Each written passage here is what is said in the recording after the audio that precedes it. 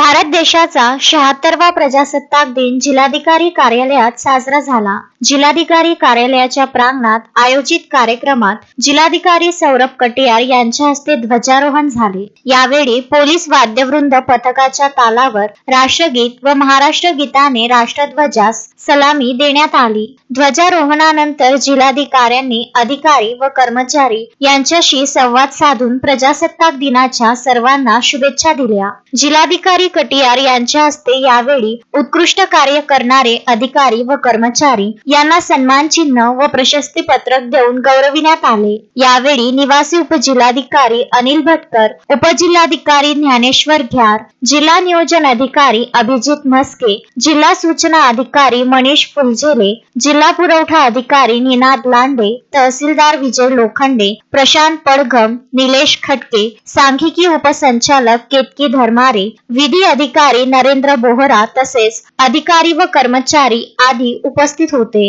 Vidarbha news bureau, Amravati.